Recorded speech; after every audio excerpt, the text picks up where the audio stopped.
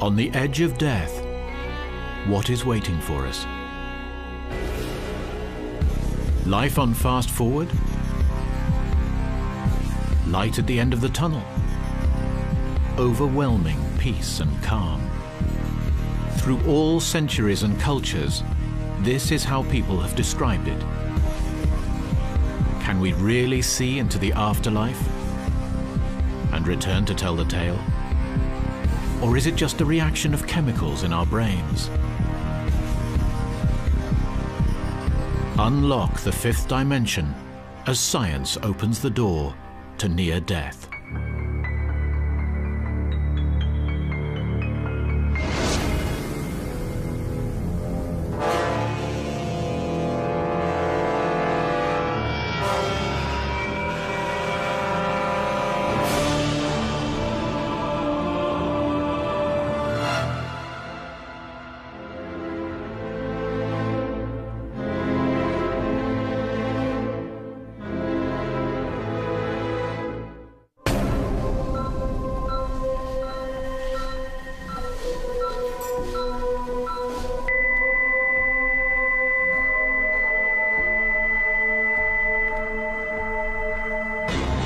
Resuscitation after a cardiac arrest.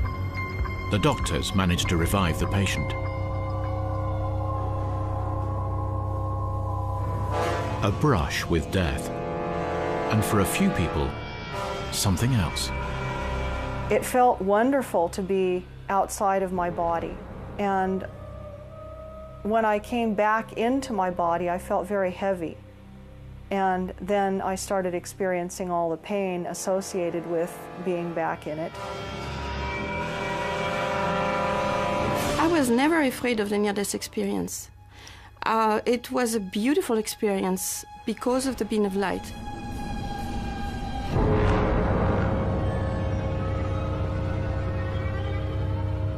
I know there is life after death. I know there is something on the other side.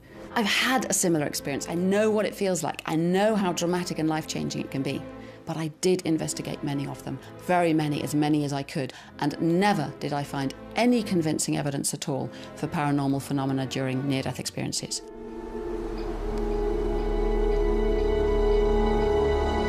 Near-death experiences, or NDEs, are what science calls these events. For the thousands touched by them, it can be a mystical, life-changing experience. But are these genuine glimpses into the afterlife beyond the grave, or the chemical reactions of the dying brain?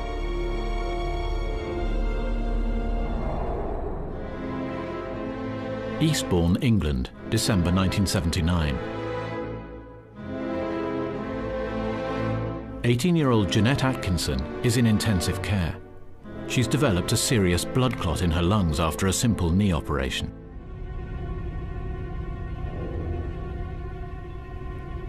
Her condition is critical.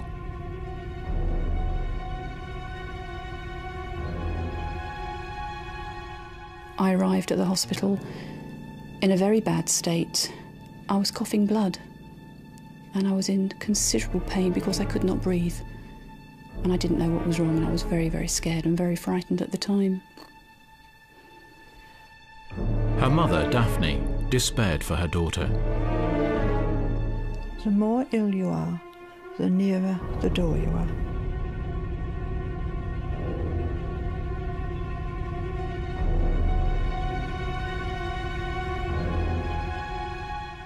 I was not expected to live, so I was close to the door. I felt then that she would never come out of hospital, because to me it was such a danger point that she was in the first bed in that ward. Daphne was filled with guilt.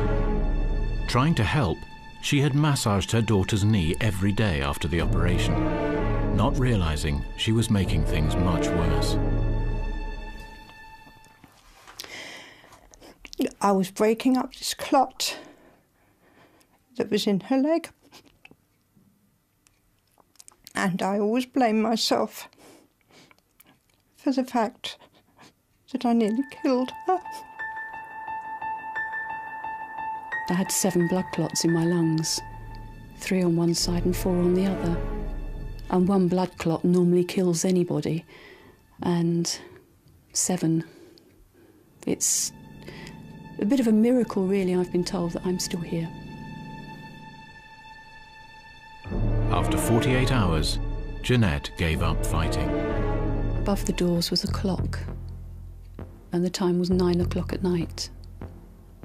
Then the light changed, and I felt very calm, very peaceful, and I didn't have any pain. I could breathe, and I thought, great, you know, I'm getting better. And then I started floating, and I went out of my body, and I could see me in bed, and I went up on the ceiling and started going up and down the ward, looking at all the other patients in their beds. From there, the light changed again, and around me started going very, very dark.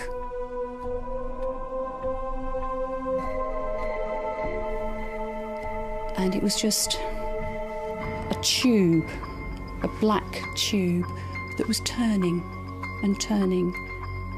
And at the bottom of this tube was the most beautiful set of lights. And I was going to this light, and I just wanted desperately to go to this light because it was wonderful, it was peaceful, it was serene, it was everything you wanted life to be. I almost got there.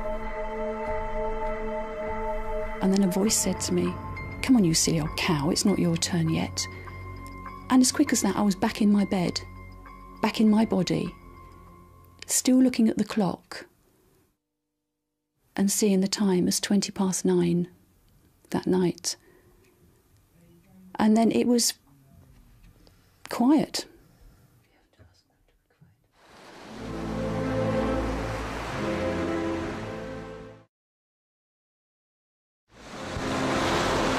She's convinced that in that 20 minutes, she glimpsed the afterlife.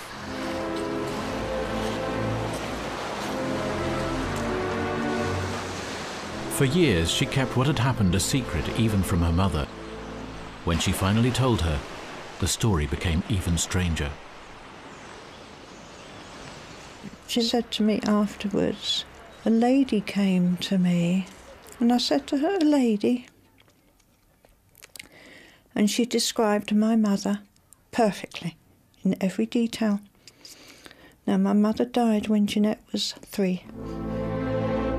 How could a childhood memory resurface so clearly?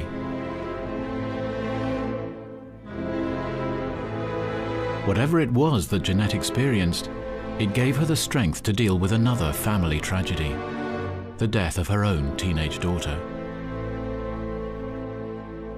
Wherever she is safe because of this experience I've had.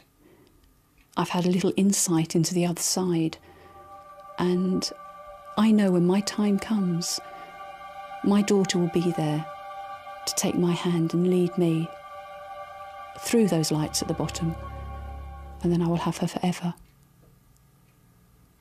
But right now, she's happy and she's safe. As medical science improves, more people are being saved who in earlier years would probably have died. At the same time, the number of reported NDEs seems to be growing.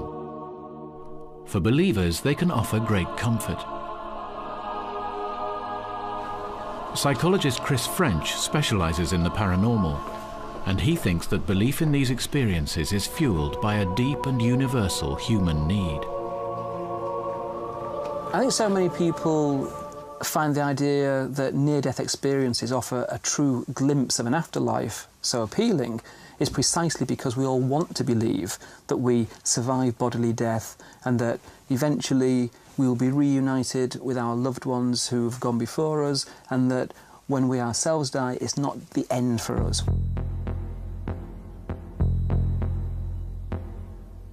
Other scientists of many kinds agree with him, and medicine can find rational explanations for apparently paranormal experiences.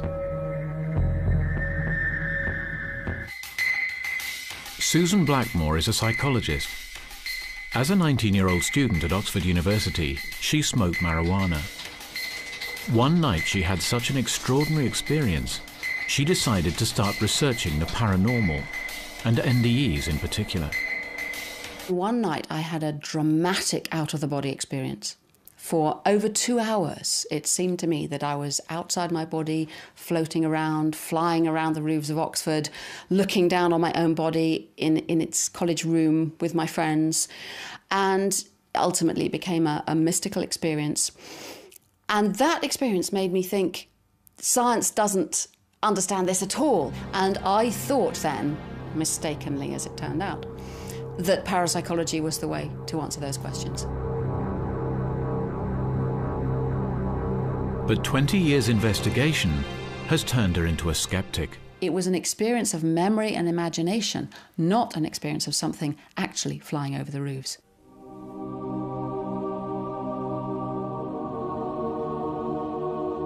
But for many centuries, in many cultures, people have reported these experiences. There is an extraordinary consistency in their stories when describing sights and sensations of entering a new and different existence. In the Doge's Palace in Venice is a picture by the Dutch artist Hieronymus Bosch. It's called Rise into Paradise.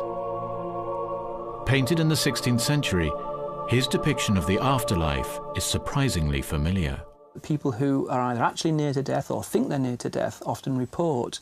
It involves things like an out-of-body experience, the sensation of moving down a tunnel towards a bright light and perhaps meeting with a being of light. On the other side of the world, Tibet, where Buddhist beliefs have remained unchanged for centuries.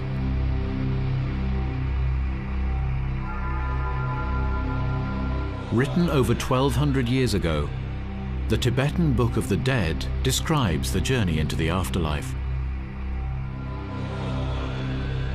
A gleaming bright light will shine white from the heart of God, with such power that you hardly dare to look into it, and still won't be able to steer your eyes away from it.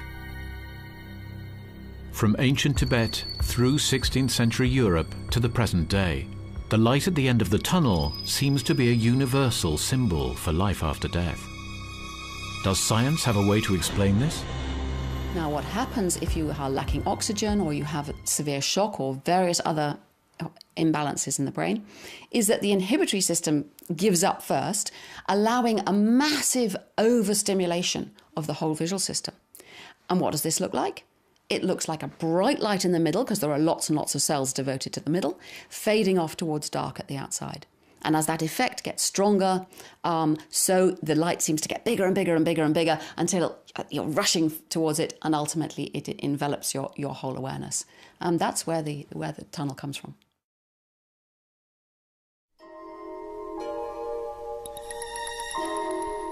In 1976, Robert Barcher from Germany was 10 years old when he had a terrifying accident. The results have haunted him ever since. He thinks it gave him a glimpse not only of life after death, but also his own particular future. It was very difficult to share this experience with others, because it was so hard to put into words. I still find it hard to describe, because there aren't any words to express such a complex experience.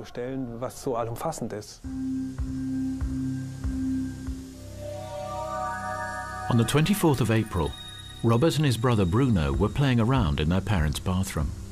I was in the bath, and my brother was getting ready by the sink. He grabbed the hairdryer.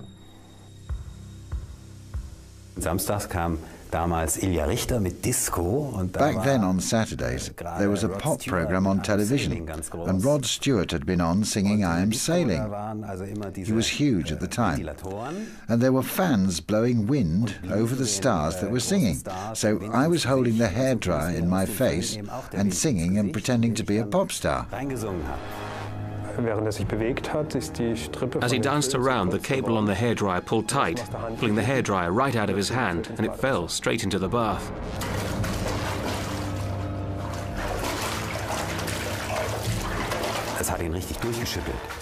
It just shook him. His body stretched and sank under the water. I heard his head bang on the bottom of the bath. He kept shaking. He wasn't in charge of any of his movements anymore.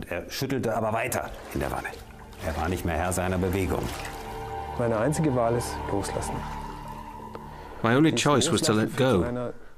And once I did this, I suddenly felt completely relaxed. My mind and body started feeling completely detached.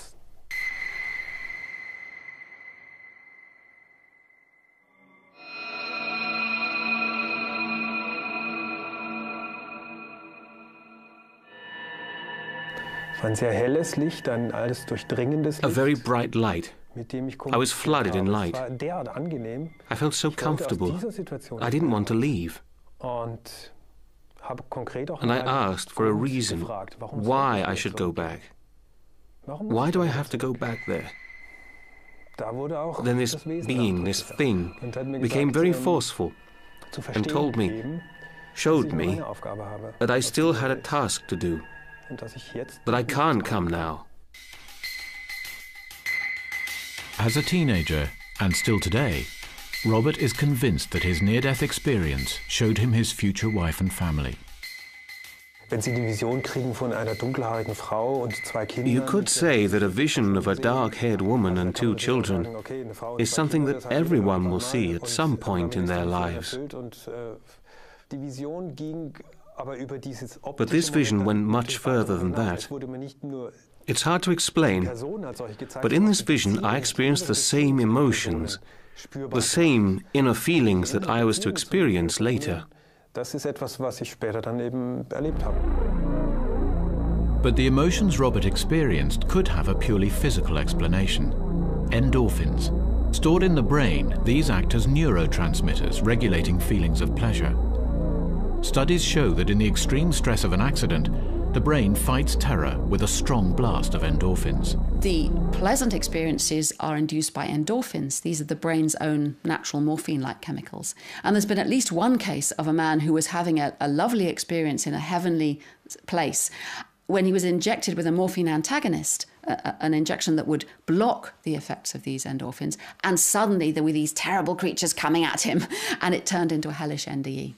So if you have a hellish NDE, it's probably simply because of the different way your brain has reacted and whether it's produced enough endorphins or not to make you feel happy.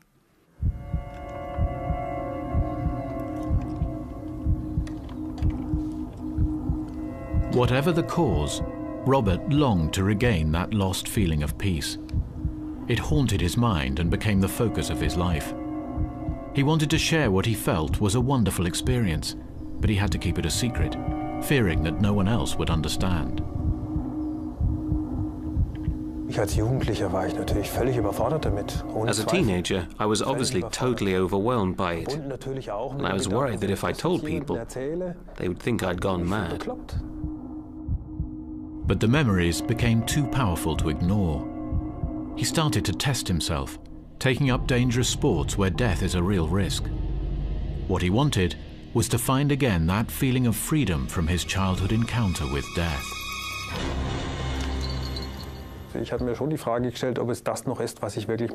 I asked myself, are you sure you want to give all this up? The experience then came up in me very strongly, and I thought, yes, I want to find out for myself what this means.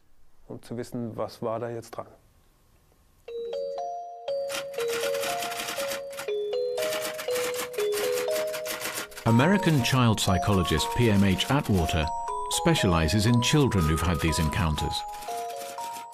It always changes them.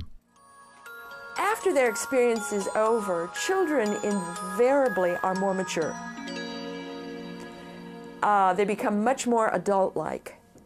It's almost as if like they grow up. Sometimes art can provide much-needed therapy. This painting by a Dutch woman recalls her childhood brush with death. It expresses the intense emotions of her experience. For a child, they will many times blame themselves for the experience ending. They'll think, well, I was a bad child, or what did I do wrong? Did I say something wrong? Why did all the people go away? Why did all the light beings go away? Where are the bright ones? Did I do something wrong? Atwater's long-term studies have shown that a high number of the children questioned were prone to drink or drug addiction later in life. A high proportion attempted suicide. Their experience has been too disturbing for them.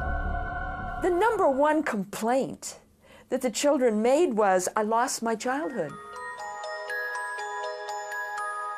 She thinks it's difficult for them to stay on Earth once they've looked into the eyes of death. Nadia McCaffrey was one such child. When she was 7, her life changed forever. Out playing, she was stung by a poisonous snake.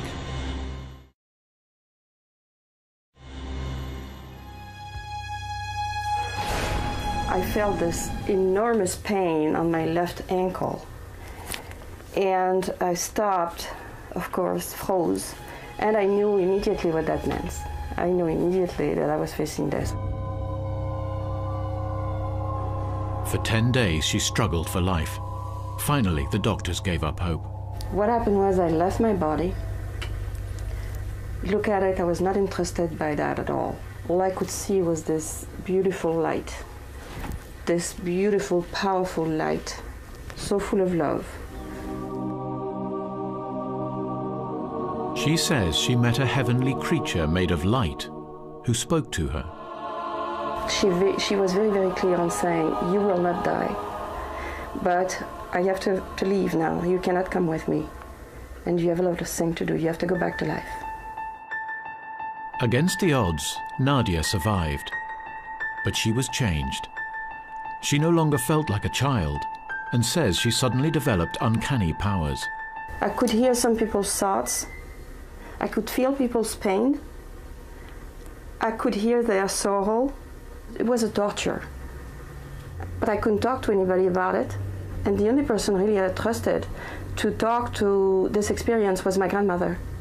And when I told her, when I explained what happened to me, she looked at me and she very seriously said, don't you ever talk to anybody about this. They would think that you're crazy and, you know, you would be put away, you would be locked up. Nadia McCaffrey shut herself off from the world. Life on Earth was not enough. She longed to return to the heavenly creature bathed in light. At 17, she decided to try. Her first suicide attempt failed, but shortly afterwards, she tried again. When I reached this light, there was no one there, no beam of light. Just a white light. And I heard this enormous voice, like a thunder, coming from everywhere, but nowhere.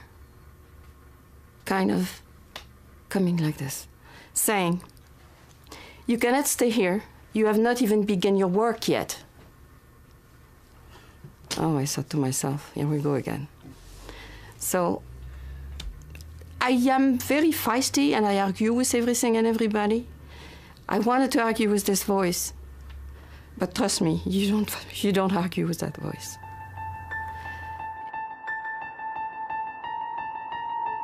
Nadia obeyed the voice and came back to Earth.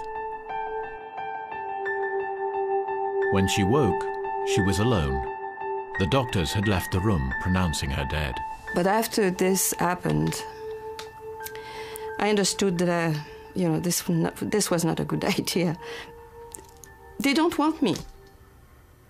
So I just have to be here, find my mission, do what I have to do, and I will never attempt suicide again. It's useless.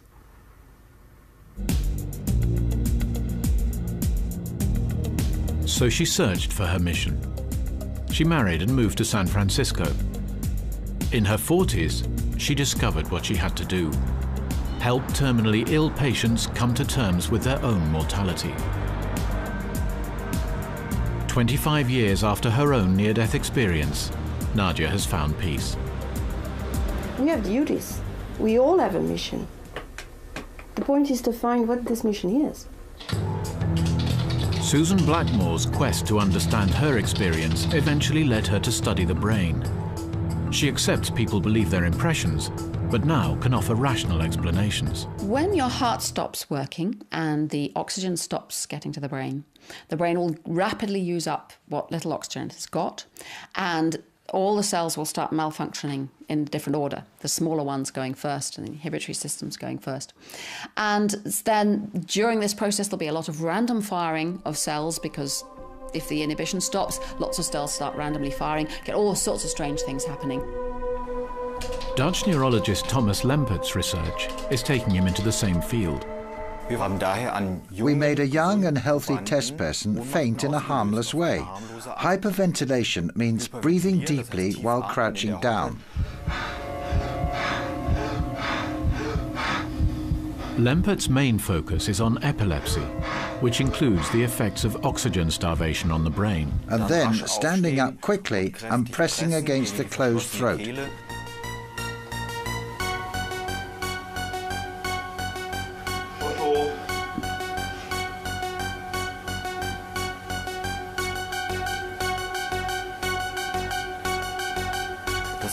That's enough to make a healthy person faint for a short moment, about 10 seconds.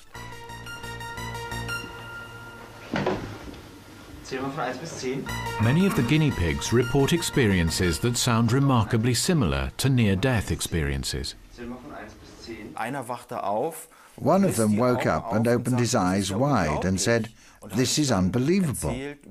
He then explained how he saw a flood of pictures all in a row, all with the feeling of being light and floating, and amongst his friends. He didn't want to leave. Another test person told us that it was wonderful. She didn't want to come back, really. Then she thought that if she died right then all would be well.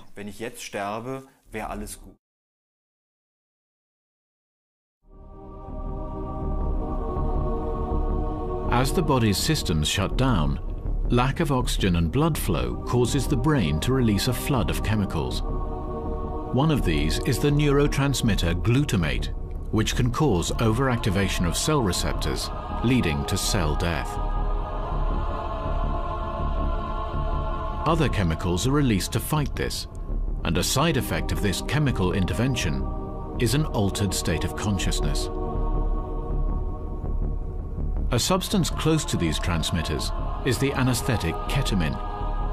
Tests on rats have proved that ketamine not only causes hallucinations, but also slows down the dying cells of the brain. In humans, it can produce all the features of an NDE. The ketamine model of the near-death experience is being studied by Dr. Carl Janssen from the Royal College of Psychiatrists in London. What is likely to be happening during a near-death experience is that the brain activates its own mechanisms and releases a number of substances that are neuroprotective. They protect the brain cells from damage due to the low oxygen, the low blood sugar. Under those conditions, they protect it from damage. They bind to the same receptors, to the same place that ketamine binds to, and as a byproduct, they produce the psychological state, which is known as the near-death experience. So are near-death experiences the brain's furious struggle for survival? That theory answered a major question that the sort of pro-lifers, as they're known, the people who believe in life after death, were always putting forward, which was, well, what is the evolutionary purpose of a near-death experience? Why should you be capable of this? And I would say, well, you're capable of this because it's a byproduct of the brain protecting itself from damage, and you would absolutely expect the brain to have mechanisms for protecting itself from damage. Dutch cardiologist Pim van Lommel is challenging the theory of the dying brain. For 13 years, he studied over 300 patients who had suffered heart and breathing failure for a prolonged period. To his surprise, only a very few reported near-death experiences. There was no explanation whatsoever.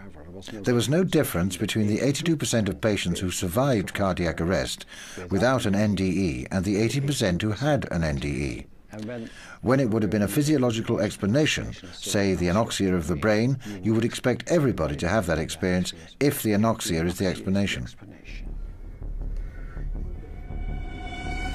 So Van Lommel concluded that oxygen starvation was not responsible for NDEs. When a pacemaker is implanted under a general anesthetic, it triggers an artificial cardiac arrest. An EEG, a machine that registers tiny electrical signals coming from the brain cells and nerves, monitors activity. What you see that is after What you see is that after 6.5 seconds, the EEG started to show chemical responses, and then at an average of 15 seconds, the EEG is flat.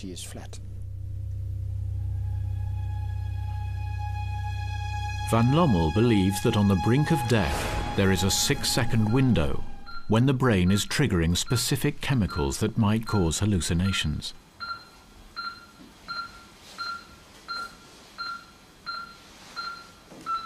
But once that window closes and the brain shuts down, no more images or feelings can be received. But there are some cases which seem to defy this scientific logic.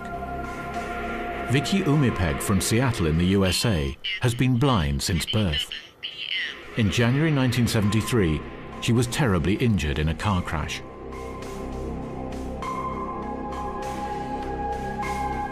I had a skull fracture, concussion, neck injury, back injury, leg injury, and I was dead for 4 minutes. Vicky's heart had stopped. Was she clinically dead, or just in a deep coma?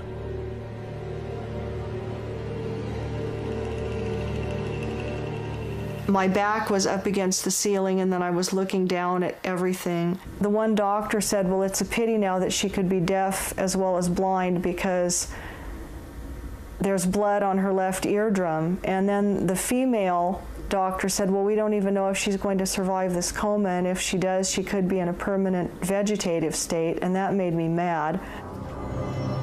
As she fought for her life, something even more extraordinary happened. Vicky could see for the very first time. I felt like it was a nightmare because I have never been accustomed to perceiving of anything from a distance. And I touch things. My world is at arm's length. I perceive of everything tactily, and I couldn't translate what it was that I was receiving. And it was scary to be able to, a lot of people have asked me, well, wasn't it wonderful to see? Actually, no, it wasn't. It was terrible initially.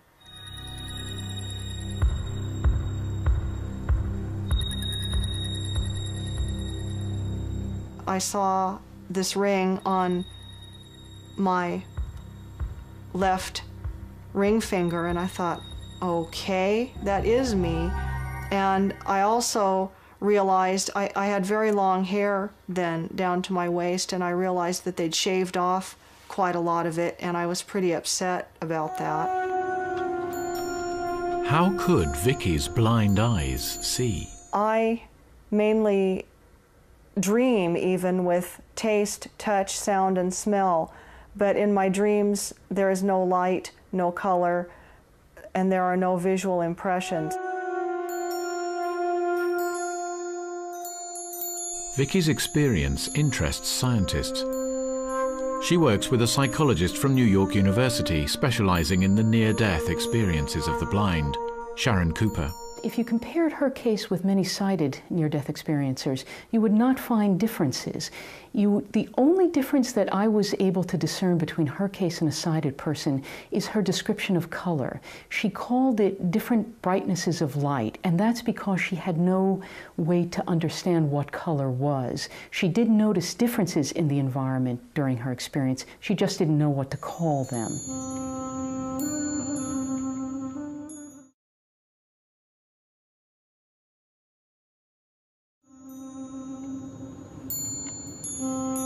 Vicky Umipeg survived and returned to her world of darkness. She still has no doubt that for just a few minutes, she was able to see. I do know that there are many people who are going to be skeptical and who don't understand and who don't believe what I say, but I know what I experienced, I know what I saw, I know what I heard, I know what I felt. And so I just leave it at that. Vicky's story seems to challenge rational scientific explanation. And there are others. How does science explain another widely reported part of the near-death experience, floating outside the body? We know how the different experiences work in the brain and why they unfold in the way they do. You just have to have something that will trigger off that kind of natural human capacity. Cardiologist Pim van Lommel also has his own explanations about how images are received into a non-functioning brain. Till now we had a concept. Until now we had a concept that consciousness and memories are generated by your brain. If this concept is true, then it would not be possible to experience your full consciousness with memories from early childhood, with cognition, with emotion, with perception, above and beyond your body, during a period when your brain is not functioning. But if the brain is dead and unable to generate images, where do they come from? Van Lommel's controversial theory is that in some way consciousness exists outside the brain, something it can plug into. So I compare the brain with a kind of... receiver, as an interface, as a decoder for consciousness, to connect consciousness to our world. The internet you receive is not in your computer. When you switch your computer off, the internet is still everywhere. Everywhere where you put another computer on. If his theory is correct, then the visual components of NDEs are visions of an unplugged brain floating freely through a web of consciousness. Few agree. Many NDE researchers genuinely believe that consciousness can operate outside the brain. I think they're wrong. Ultimately, it's an empirical question, and we'll know the answer in the end. If I live long enough, I'll probably be able to look back and see, they did or didn't find it. But right now, the evidence is not convincing at all to me, and I would say to the majority of scientists. And psychological studies have shown that believing imagined experiences to be true can lead to the development of false memory syndrome. People start thinking that events that never happened are real. Science is struggling to unlock the mystery of memory and consciousness. There's much we just don't understand. We do know that from early childhood the brain starts selecting some events to store. We don't know why that selection is made, how it's stored, or why some memories resurface. A world expert on this complex process is Nobel Prize winner, neurologist Philip Sharp. We believe those synaptic contacts between cells are modified by experience in a way that stores memory. There is probably also memory stored in the birth of new cells, and there may even be new mechanisms that we do not know about that stores memory. The interesting thing about memory is it's got to span from milliseconds to lifetimes. So is one mechanism adequate to explain the memory of a second ago and the memory I have of my childhood 50 years ago? Perhaps not.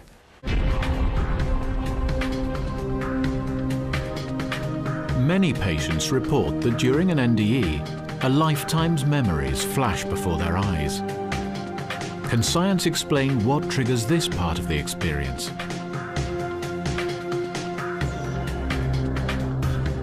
I saw everything in my life from my birth up until the car crash when I was 22 years old. I saw everything that I had been through. I saw people who had mistreated me. I saw people that I'd had wonderful experiences with. Everything. You feel it, you live it, it's within you. It's not just watching it with your eyes, okay? It's living it. We know what sets it off. There are areas in the temporal lobes here above the ears where if you stimulate them electrically or with fluctuating magnetic fields, you can induce this life review. So it seems that when you come close to death and there's this massive random firing of cells, if you've got that random firing happening in these parts of the temporal lobe, you will set off this review. But what if people see events during their life review that they could never have known before? Evert ter Beek from Holland learnt entirely new things. Dat gevoel wat ik daar dus had, heb ik dus nooit meer gekend. Up there is a feeling of unbelievable mutual love. I have never experienced this feeling since. But I still long for it. If you made me choose, even if my life here was really good and I had everything I could wish for, I would still, without hesitation, choose the other side, just for that feeling again. Steek ik over en wil ik dat gevoel nog terug hebben. Now in his 70s, he has survived 5 heart attacks. The final one led to his NDE. He's tired of this life, as his wife Anne explains. Maar omdat hij nu zo'n groot verlangen heeft om weer naar de andere zijde te gaan. He has such strong longings to go back to the afterlife that he has tried repeatedly to commit suicide. He then always lies down on the side where his heart is damaged. I have seen him do this several times. If I see that my husband is lying down on the wrong side to die, then I get onto my knees to beg him to turn around. Op de knieën bij liggen om hem alsjeblieft te smeken om weer om te draaien. October 99. Evert is in hospital with his 5th heart attack. The doctors have given up. I was against the ceiling, floating above my own body.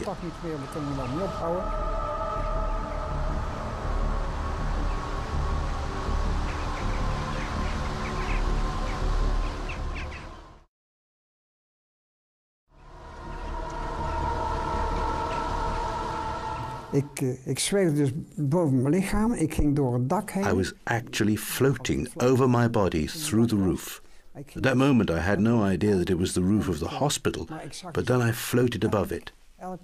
I could still see everything that was happening in the hospital. I saw the doctors and the nurses standing by my bed. Suddenly it all got smaller and smaller. It went so fast. While facing the light, Evert claims he heard a voice. She asks him what he's holding in his left hand. Glittering diamonds, symbols of those he had loved and lost in his life.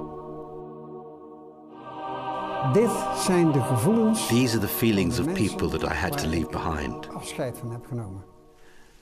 The strange thing that happened that lunchtime was that the people I was thinking of all came to see me in hospital. Al die mensen zijn bij me op visite gekomen.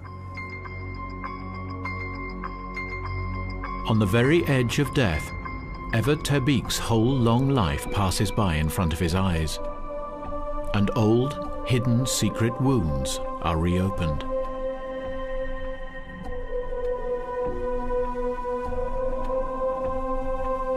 Evert saw everything in his life, from birth to near death.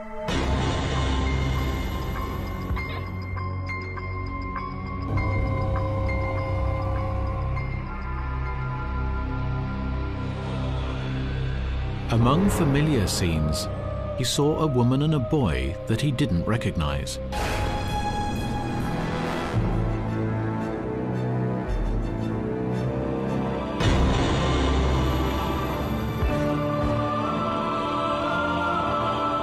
There were people that I didn't know even existed.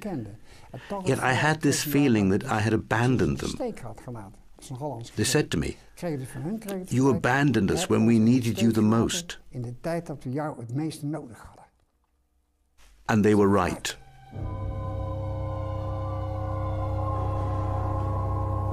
When Evert returned to life, he couldn't get the faces out of his mind. Dredging deep into distant memories, he began to recognize the woman, a long-lost lover. But who was the boy? Could it be his son? Kijk, van haar bestaan wist ik dus. Dat wil zeggen... I started to dig deeper into my memories. She had to be somewhere. Then I remembered her name and her life.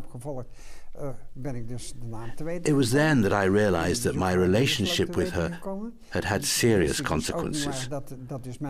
A consequence that I didn't know anything about. Een gevolg waarvan ik dus mijn leven lang dus niet op de hoogte ben geweest. Everett eventually located his lost lover, and she confirmed his suspicions.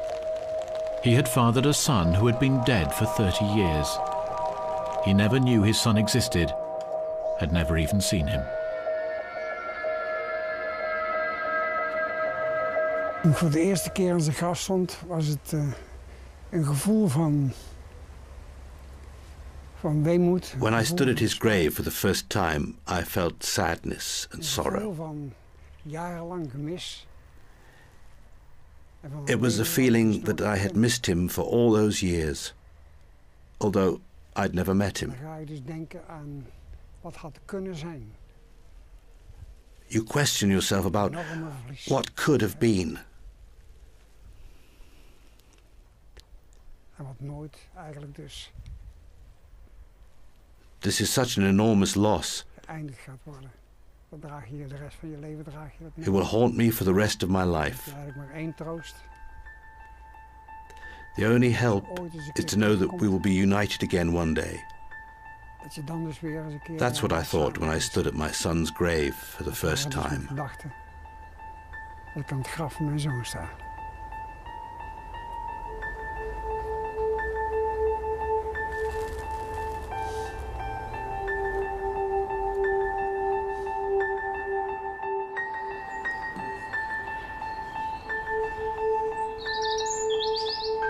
But for skeptics, there is one insuperable problem.